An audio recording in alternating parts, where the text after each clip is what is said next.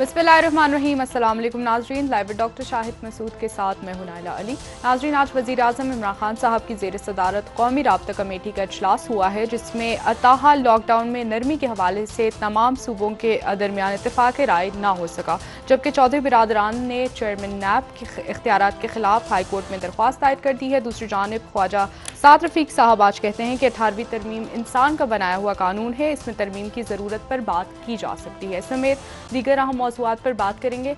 हमारे साथ स्टूडियो में मौजूद हैं डॉक्टर शाहिद मसूद। वालेकुम जी, आपको डॉक्टर साहब, कौमी राब्ता कमेटी के इजलास में आज भी लॉकडाउन में नरमी के हवाले से सूबों के दरमियान इत्तेफाक राय नहीं हो सका है। वज़ीर आज़म साहब कहते हैं कि कल इजलास में दोबारा से इस पर बात की जाएगी। क्या आप समझते हैं कि इस हवाले से सूबे मुत्तहद नजर आएंगे कि लॉकडाउन में? बड़ी बदकिस्मती है जी, बड़ी बदकिस्मती है कि जनवरी से ये बहरान शुरू है जी।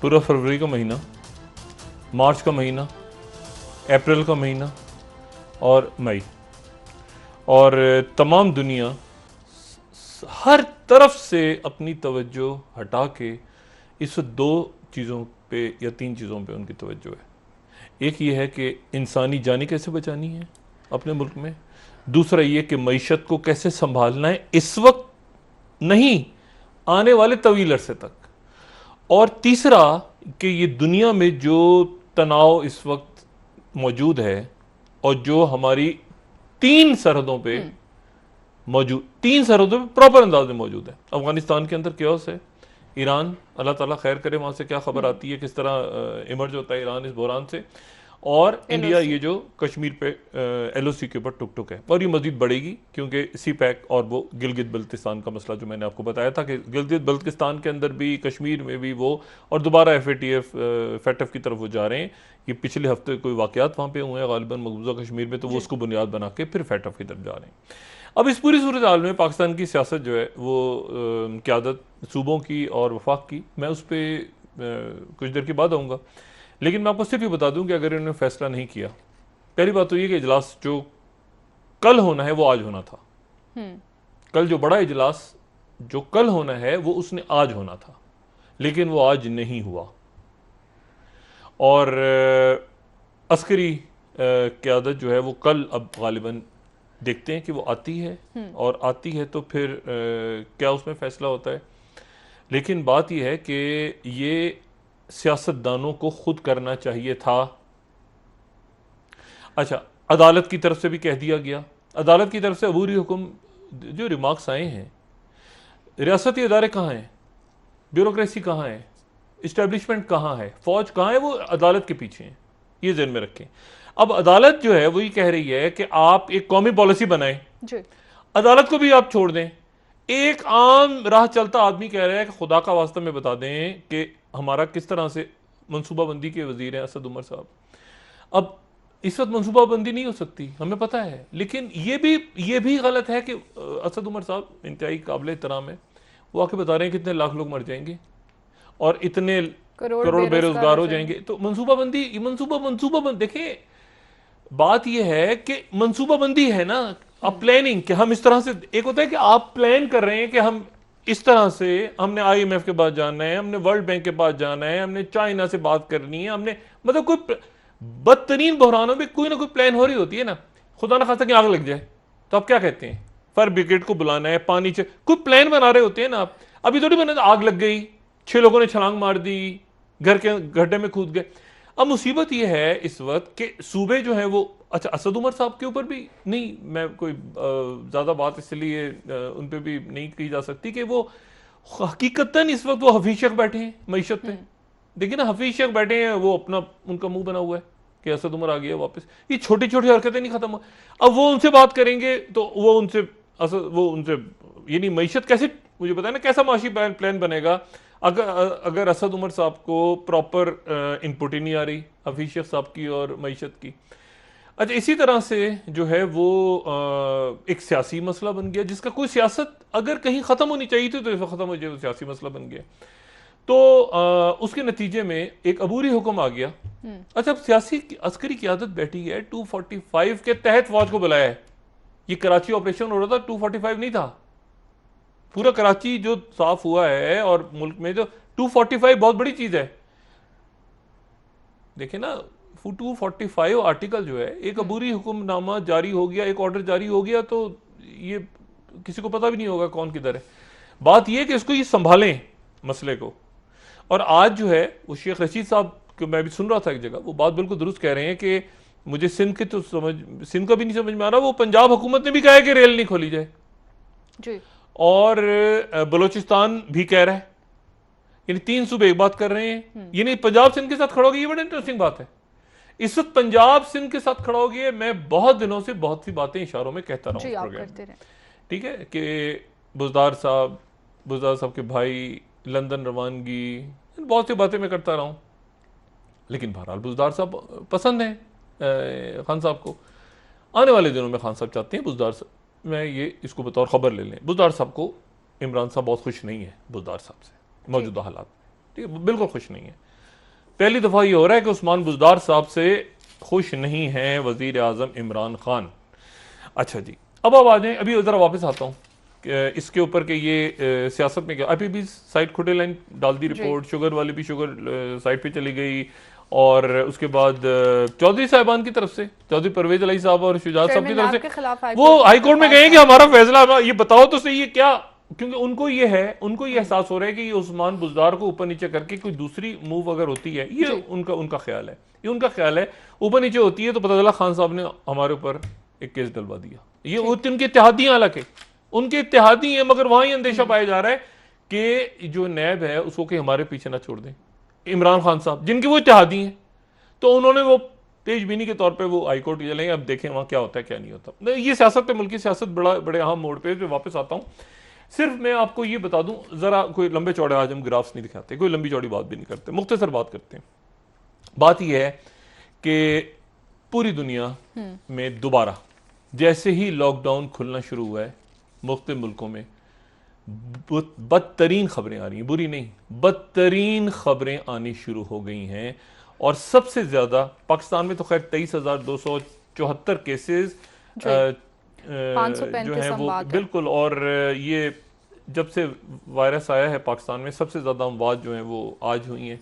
पिछले 24 घंटों में जो 40 अमवात हमारे सामने आई हैं, बड़ी तादाद में जो है वो 535 अमवात हो गई हैं पाकिस्तान में। लेकिन जो दूसरी बात है, वो अहम बात, वो जो खबरें हैं वो सबसे ज्यादा जो मेरे लिए तशवीशनाक खबरें हैं वो आ रही हैं अमेरिका से। दुनिया में क्या हाल है इस वक्त, पहले पूरी दुनिया को देखें। पूरी दुनिया में 2,57,000 अमवात हो गई हैं, यानी 2.5 लाख आदमी मर गया है दुनिया में। अब जंग अजीम के जरा बड़ी जंगों के आप फिगर्स उठा के देखें, 2.5 लाख बंदे मर गए हैं पिछले 4-6 हफ्तों में, और 3.6 मिलियन जो 36 लाख लोग मुतासिर हुए हैं। और अमेरिका में, सिर्फ अमेरिका में देखें आप, अमेरिका में सबसे ज्यादा इस वक्त सूरत हाल खराब हो गई है, अचानक खराब हुई है पिछले 24-48 घंटों में। 12,000 इन्फेक्शन हैं और 71,000 लोग मर गए, 71,000। और यूरोप में 1,44,000 लोग मर चुके हैं। अच्छा, और अमेरिका में बहुत अजीब सूरत हाल है, वहां पर सूरत हाल खराब हो रही है। देखिए ना, 1,000 अमवात हो रही है वहां पे, और वहां पर ये जो कोलंबिया यूनिवर्सिटी का एक और वहां पे मॉडल सामने आया है पिछले 2 रोज के अंदर। इससे पहले तो हम फॉलो कर रहे थे यूनिवर्सिटी ऑफ वाशिंगटन को, जॉन हॉपकिंस को, इंपीरियल कॉलेज को। कोलंबिया यूनिवर्सिटी बड़ी यूनिवर्सिटी है। अब कोलंबिया यूनिवर्सिटी कह रही है कि अगले चंद दिनों में हर रोज, एक रोज में 25,000 केसेस, अच्छा अभी 25,000 आ रहे हैं, वैसे मैं थोड़ा सा अपने आप करेक्ट कर लूं, अभी आ रहे हैं 25,000। वो ही कह रहे हैं कि अगर ये जो लॉकडाउन नरम होता है तो उसके नतीजे में 63,000 केसेस आएंगे हर रोज। 63,000 एक दिन में, 25,000 इस वक्त आ रहे हैं हर रोज नए केसेस, और हर रोज 1,000 लोग मर रहे हैं औसतन पिछले एक महीने से अमेरिका में एवरेज हर रोज 1,000 आदमी जान से जा रहा है, 1 से 2। और 1 जून के बाद वो कह रहे हैं कि 3,000 हो जाएगा हर रोज। लॉकडाउन उठ रहा है ना, लोग बाहर आ रहे हैं, मुझे गवर्नर्स कह रहे हैं खोलो, हमारी टेक्नोलॉजी खत्म हो रही है, वो चीन निकल के आ रहा है सामने, मईशत बर्बाद हो रही है। तो 1,000 लोग ऑलरेडी मर रहे हैं अमेरिका में, 1,000 पिछले एक महीने से हर रोज, और 25,000 नए केसेस आ रहे हैं हर रोज। ये 63,000 हो जाएंगे हर रोज लॉकडाउन खुलने के नतीजे में 1 जून से कोलंबिया यूनिवर्सिटी की रिसर्च है। ठीक है। और जो अमवात हैं वो हर रोज 3000 हो जाएंगी 1000 से। अच्छा, अब ये तो हो गई दुनिया के हालात। पाकिस्तान मजमूई तौर पे अब इसमें खत्ते में क्या हो रहा है देखें, 2-3 बातें इनको हम एक दूसरे से डिस्कनेक्ट नहीं कर सकते। पाकिस्तान में तो फैसला साजी हो जाएगी 1-2 दिन, 4 दिन, 5 दिन से ज्यादा ये चल नहीं सकता मामला। इमरान खान साहब को फौरी तौर पे इस मामले को हल करना है और इस मामले को वो हल करें, क्योंकि अदालत का जो ऑर्डर आएगा वो फिर पाबंद कर देगा सबको। और उससे बिल्कुल, और या तो बाकी सूबों को ऑन बोर्ड ले लें, सिंध से हटके वो पंजाब और कम से कम बलूचिस्तान को ऑन बोर्ड लें। लेकिन इस वक्त चूंकि 3 सूबे एक तरफ खड़े हो गए हैं और सिर्फ केपी और इमरान खान साहब एक बात कर रहे हैं, और इमरान खान साहब की जो कैबिनेट है उसमें भी बहुत से लोग, मैंने पहले भी बयान किया था कि बहुत सारे लोग दूसरी साइड पे हैं पॉलिटिकली। शुगर रिपोर्ट तो एक साइड पे चली गई है, लेकिन शुगर रिपोर्ट के जो मुतासरीन हैं, यानी देखें ना, आपने जहांगीर तरीन साहब को चोर बना दिया, शुगर माफिया का हेड बना दिया, और उसके बाद उनके सारे जो वजीर थे वो भी, जो उनके साथ के थे वो भी खामोश बैठे रहे। उसके बाद आपने नैब ऑर्डिनेंस के तरमीमी एक बिल फेंका जिसका कोई सर पैर नहीं है, कोई इंटरेस्टेड नहीं है। फिर उसके बाद आपने वट्टा सेट्टा 18वीं तरमीम करवा दिया। अच्छा, तो फैसला जल्दी करें। अब मैं इसमें थोड़ी सी बात सिर्फ ये करूं कि मलेशिया में ईस्ट कोस्ट रिंग प्रोजेक्ट पे काम शुरू हो गया है। ये east coast ring project one belt one road का पहला, यानी उसका एक हिस्सा है। उस पे चाइना ने काम शुरू कर दिया है मलेशिया में, और चाइना जो है वो निकल के आ रहा है सामने। अच्छा, यानी माशी तौर पे निकल रहा है। स्कूल्स भी खुल गए हैं। नहीं, स्कूल्स खुल गए। देखिए, आप एक बात नोट करें, ये वायरस जो है ये बीजिंग में नहीं आया, स्मार्ट वायरस है। स्मार्ट लॉकडाउन, स्मार्ट वायरस बड़े शहरों में नहीं आया। बीजिंग में और शंघाई में, ये दोनों जो शहर हैं, बीजिंग और शंघाई, ये न्यूयॉर्क से बड़े हैं। वो अमेरिकन भी जो इल्जाम लगा रहे हैं ना, उसके पीछे भी कोई उनका कोई दर्द है कि ये क्या रौला पड़ा है। दावा कर रहे हैं कि शवाहिद मौजूद हैं। नहीं, शवाहिद है तो अब शवाहिद अगर सामने आते हैं तो फिर दबाव और बढ़ेगा कि आप जंग छेड़ दें। पूरी जंग करने की पोजीशन नहीं है, पैसिफिक में जंग करने की पोजीशन नहीं है, उस पर कल बात करेंगे। और वहां पे जहाज भेज रहे हैं और कर रहे हैं, सब कुछ कर रहे हैं। लेकिन मसला यह है कि वो पेंटागन का 2008 में जो बजट, जो रिसेशन आया था अमेरिका में, तो उसके बाद 500 बिलियन उनके कई सालों तक कटते रहे थे पेंटागन के। अब मसला यह है कि अब वो 700 बिलियन ऑलरेडी बजट है, मजीद वो मांग रहे हैं बजट। पैसिफिक के अंदर उनके इत्तेहादी हाथ से निकल रहे हैं, और इस पूरी सूरत हाल के अंदर उन्होंने पहला प्रोजेक्ट अगर शुरू हुआ है तो मलेशिया में शुरू हो गया है। अच्छा, उसमें अब दूसरी बात जो है वो ये है कि अमेरिका प्रेशराइज कर रहा है IMF को, वर्ल्ड बैंक को खामोशी से, कि WHO भी निकल गया हाथ से। वो प्रेशर डाल रहा है कि जी आप जो मुल्क, जिन मुल्कों के इम्कानात हैं कि वो चाइना की तरफ चले जाएं, ज़्यादा टिल्ट हो जाएं, उनके लिए एड वगैरह रोकी जाए। लेकिन जहां पर 5 रुपए अमेरिका देने को या 2 रुपए देने को तैयार है, चाइना इस वक्त वहां पे 50 रुपए फेंकने को तैयार है। ब्रेक ले लेते हैं डॉक्टर साहब। और कई मुल्कों से 50 रुपए उन्होंने कर्जा भी तो दिया हुआ है ना। बिल्कुल, तो वो कर्जा माफ कर रहे हैं। हमने कहा अभी हम नहीं ले रहे कर्जा आपसे, अभी हम तोहफा वापस नहीं ले रहे, ठीक है। लीज पे बहुत सारे प्रोजेक्ट्स चल रहे हैं। तो ये एक अमेरिका के लिए बहुत बड़ा कंसर्न पैदा हो रहा है, और उसके नतीजे में जी पाकिस्तान के अंदर जो सिस्टम है हमारा, गवर्निंग सिस्टम हुकूमत का, वो ऊपर नीचे हो सकता है। ठीक है, आपसे मजीद इस हवाले से बात करेंगे नाज़रीन। एक ब्रेक ले लेते हैं। यानी निजाम, सिस्टम। जी, ब्रेक नाज़रीन।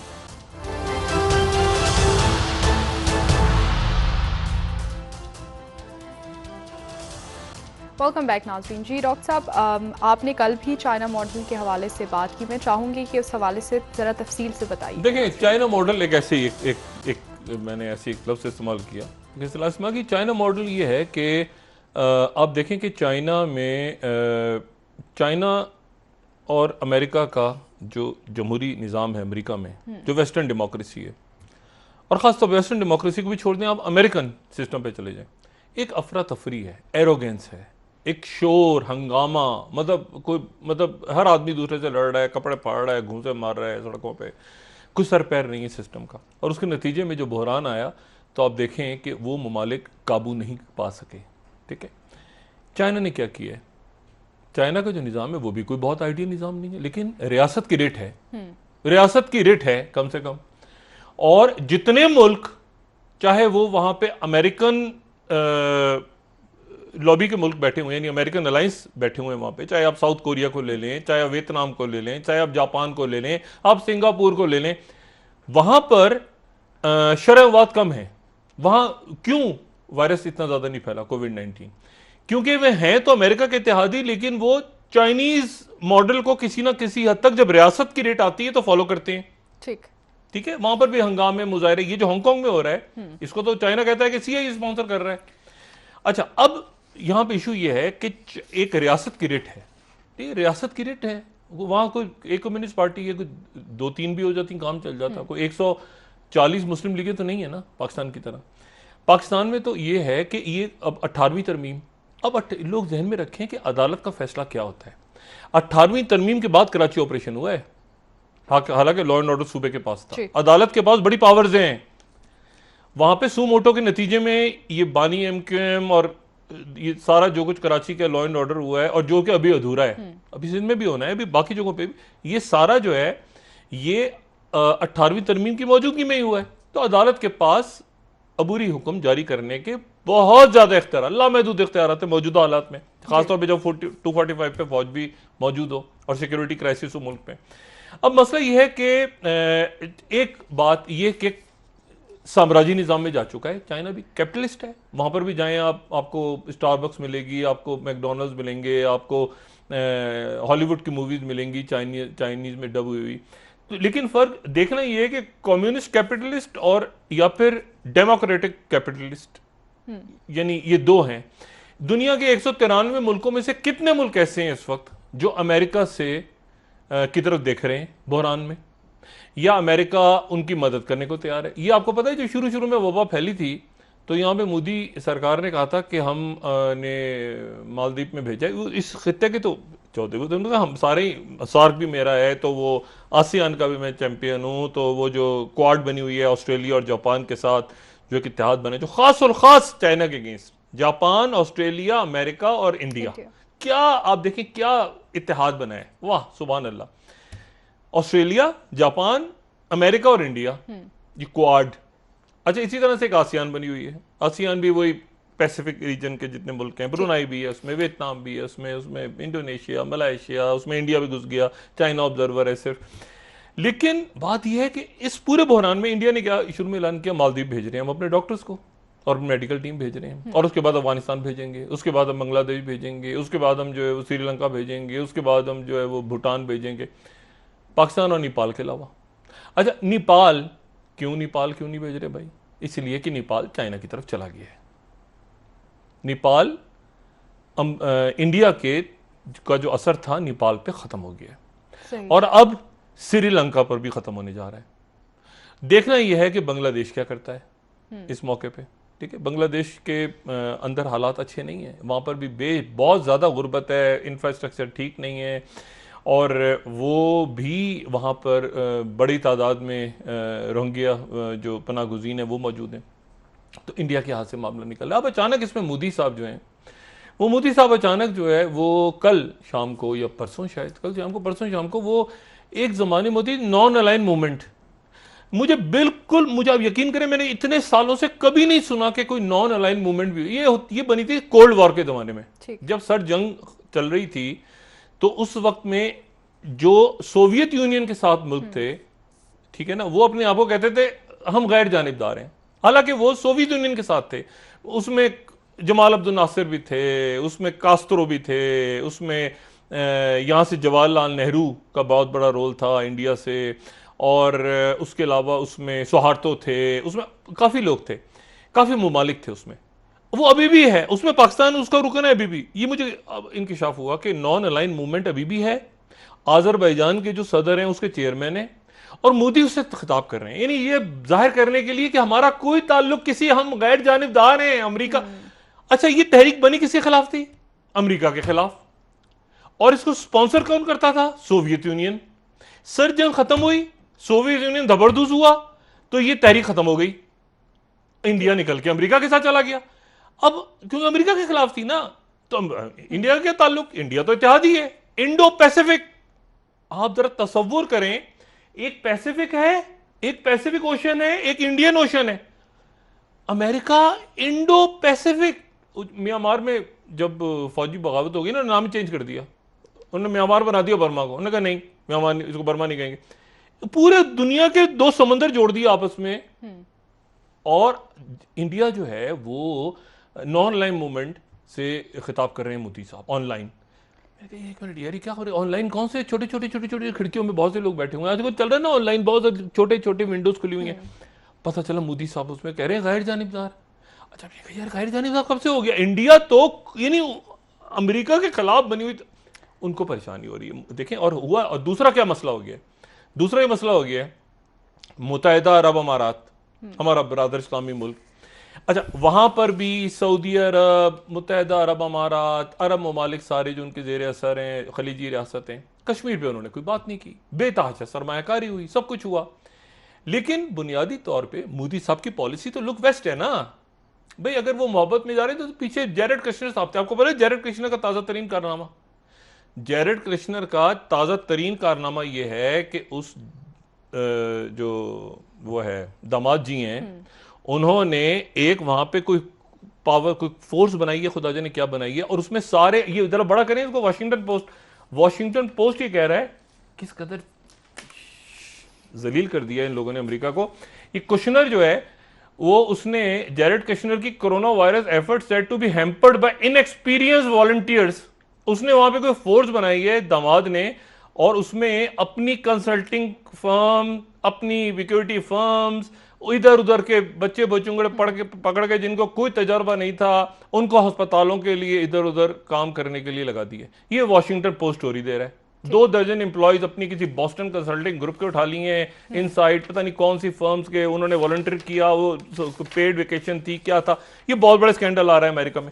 अब मामला ये है गलतियों पे नहीं फंस, देखिए गलतियां नहीं, ये कुदरत का भी निजाम है ना। कुदरत का ये 60-70 साल बाद दुनिया का सिस्टम चेंज होता है, सल्तनतें, पावर, आगे पीछे दाएं बाएं, ये होता है। ये जो कुछ हो रहा है ना, ये ये देखें फर्स्ट वर्ल्ड वॉर क्यों हुई थी? इसलिए कि बहुत सारे काम खत्म करने थे, लोगों के झगड़े चल रहे थे।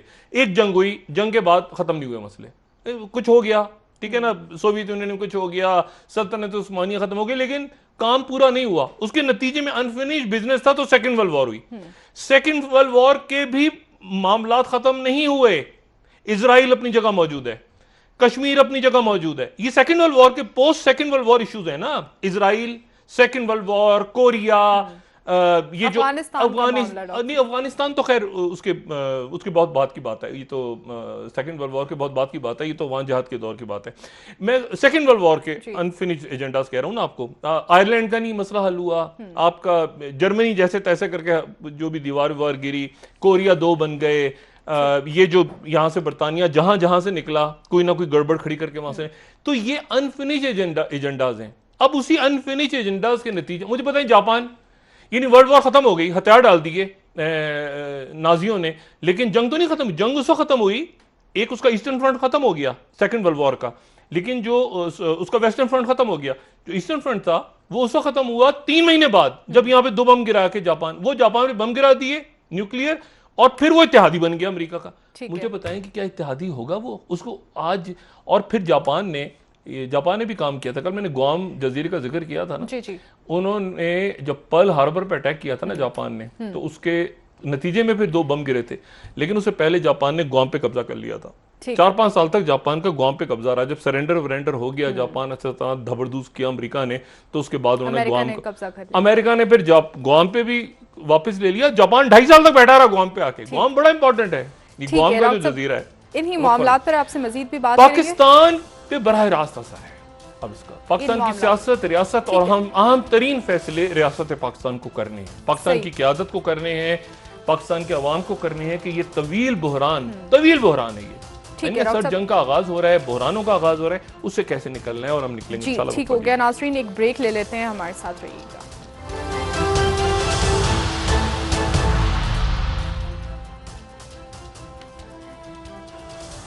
वेलकम बैक नाजरीन। जी डॉक्टर साहब, कौमी राब्ता कमेटी का एक और कल इजलास होने जा रहा है, इंतहाई अहम इजलास है जिसमें तमाम सूबे ये फैसला करेंगे कि आया लॉकडाउन में नरमी की जा सकेगी या नहीं। क्या आप समझते हैं कि वाकई सूबे एक पेज पे आ सकेंगे कल के? नहीं होंगे तो ले आया जाएगा उनको, सबको एक कौमी पॉलिसी बनाई जाएगी, अदालत बनाए और अदालत ही फैसला करेगी यकीनन। मैं आपको देखें, इमरान खान साहब को मैं फिर वही बात कि वो एक छोटी वॉर कैबिनेट बना के शफकत महमूद साहब हों, असद उमर साहब हों, बाकी जो उनके लोग, इसमें 60-75% तो इमरान खान को जवाब दे नहीं है ना। ऐसे वो इमरान खान को जवाब दें, जुबैदा जलाल साहब, मियां मोहम्मद सुमरो इमरान खान को जवाब दें, सानिया निसर साहबा इमरान खान को जवाब दें, हफीज शेख साहब को आप हफीज शेख साहब वो हो सबसे बढ़ के वो कि इमरान, उन्होंने पूछा था ये कौन है, ये इमरान खान है, अच्छा ये हफीज शेख। भाई बात ये सारी, एक छोटी सी वॉर कैबिनेट अपनी बना के और मुल्क को हंगामी हालात में चलाएं, जैसे वो चर्चल वाले चल हंगामी से 50 लोग बैठे हैं, कुछ नहीं होगा। अच्छा, सारा इमरान खान साहब के सर पर डाला हुआ है। अब मसला ये है कि नहीं ये फैसला हो पाता तो उसके नतीजे में फिर अदालत फैसला देगी और वो किसी के लिए भी अच्छा नहीं होगा। दूसरी जंग अजीम के बाद पाकिस्तान मौरज़ वजूद में आया और ज़ाहिर पाकिस्तान अमेरिका के ब्लॉक में चला गया। लियाकत अली खान साहब के वक्त में पाकिस्तान सोवियत यूनियन की तरफ नहीं था और पाकिस्तान में फिर मार्शल भी लगे, पाकिस्तान में जमहूरियतें भी आई, लेकिन जो भी कुछ हुआ पाकिस्तान में वो हमने अमेरिका को मद्देनजर रखे हमने अपनी पॉलिसीज तश्कील दी। ऐसा नहीं करेंगे तो वहां से असिस्टेंट, डिप्टी, सेक्रेटरी का चपड़ासी फोन कर देगा, ऐसे ही है ना, ये उतारा। और वो फोन लॉबिंग फर्म हायर हो गई, उसने कहा कि ऐसे करा दो, कौंडलीजा राइस आ गई, हुकूमत बन गई, कौंडलीजा राइस कह रही है चले जाओ, अच्छा वो मार्गलाइल ग्रांट आ। अब बात है कि दुनिया चेंज हो रही है।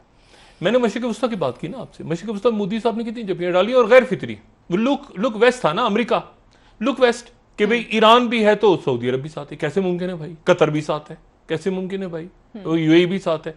अब वहां पर भी आप देखें कि उनकी शहजादी यूएई की उन्होंने पहली दफा कंडेम किया कि मुसलमानों के साथ आप क्या कर रहे हैं।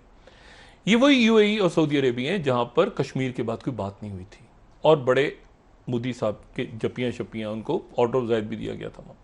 अब बात यह है कि ये गैर फितरी अलायंसेस थे, अब दुनिया निकल रही है इससे। पाकिस्तान जो है वो एक पाकिस्तान माशरों को ये नहीं सूट कर, ये जमहूरियत तो होनी चाहिए, मगर मुझे बताएं कि जो ये बरतानिया वाली जमहूरियत कहां पे है, ये कहां पे? इंडिया में जमहूरियत है? इंडिया में जहां जिबा हो रहे हैं लोग सुबह शाम, जहां पे लोगों को, मुसलमानों को एक तरफ रखते हैं, जहां पे अगस्त से लेके अभी तक बदतरीन कर्फ्यू, बदतरीन, और मुझे डर है कि उसमें, और आपको पता है ना हॉटस्पॉट्स आ गए वहां पे, पता नहीं अल्लाह जाने क्या, और उसके बाद वो एलओसी के वो रोज टुक टुक टुक टुक शुरू हो जाती है वहां से। और वो क्यों? इसलिए कि वो अमेरिका बहादुर और वही आगे, जिसके ऊपर आजकल मैं बात करूंगा डिटेल में, गिलगित बल्तिस्तान और सी पैक और ये सारा, क्योंकि बात ये है सारी, ऐसे करके चाइना के सामने सर ही नहीं उठा सकता। आप वॉशिंगटन में जाके बात करें कि एशिया क्या है, उनके दिल में इंडिया नहीं आता, उनके दिल में चाइना आता है। उनको पता कौन इंडिया, वो कहते हैं एशियन पॉलिसी बनानी है, एशिया पे बुक आप खरीदो उसमें चाइना मिलेगा आपको, उसमें कहीं जिक्र ही नहीं होगा इंडिया का। इंडिया को, अच्छा इंडिया जो है वो अपने, उनके अपने इश्यूज है, अपनी वैल्यूज हैं। अब मसला ये है कि वो वैल्यूज क्या सूट करती हैं ट्रंप की वैल्यूज के साथ, ये उनके इंडिया को सोचना है कि क्या ट्रंप और ये बीजेपी ने सत्यानाश किया। उससे पहले बहुत बेहतर था इंडिया, हम इंडिया को बहुत सारी चीजों में हम अप्रिशिएट करते थे कि देखिए वहां पे जमहूरियत है, वहां ये है, वहां। मसला यह है कि वो सिस्टम अब नहीं दुनिया में चल रहा। अरब ममालिक, मशरिक, 193 में से कितने ममालिक अमेरिका के जेर असर हैं, और ये जो क्वाड बनाया था पैसिफिक में, इसका नाम क्या रखा था? Asian NATO. एशियन नेटो ये फौजी इत्तेहाद बन रहा था। ऐसे नहीं होता। अब वो जनाब रोबोटिक्स की तरफ जा रहे हैं, वो बायोटेक की तरफ इन्वेस्टमेंट शुरू हो रही है चाइना में, उनके बड़े शहर सेफ है। इसके और एक परेशानी है कि बीजिंग में क्यों नहीं हुआ वायरस, 1000 से भी कम केस, शंघाई में 1000 से भी कम केस, ये कैसे? बहुत कम। अब मसला यह है कि इस पूरी सूरत हाल में अमेरिका फंसा हुआ है और वहां पे अल्लाह खैर करे, वहां पे खुद डोनाल्ड ट्रंप कह रहे हैं उनके, अच्छा अब इस मलबा किस पे गिरा है? वो जनाब कोविड जो टीम बनी हुई थी उनकी, कोविड-19 की, डॉक्टर फॉसी वाली, उसको फारिग कर दी। वो फारिग कर रहे हैं, ऐलान कर दिया ट्रंप ने आज कि मैं उसकी टीम पे लाना बिल्कुल साइड पे रहता हूं। सब इन्होंने किया, इन्होंने झूठ, ओ भाई उन्होंने किया, वो ढंग के लोग वही तो थे। बहुत बहुत शुक्रिया। वो जो कोविड इनकी रिस्पांस टीम थी उसको फारिग कर दिया। ठीक है, बहुत बहुत शुक्रिया डॉक्टर साहब। जी नाज़रीन, प्रोग्राम का वक्त खत्म हो गया है, इंशाल्लाह दोबारा आपसे मुलाकात होगी। मुझे नाइला अली को इजाजत दीजिए, अल्लाह हाफ़िज़। जी डॉक्टर, ये निज़ाम नहीं बचेगा बदमाशिया का। अपना दोस्तों, रिश्तेदारों, गिरदोनवाह के लोगों का सब ख्याल रखिएगा। अल्लाह हाफ़िज़।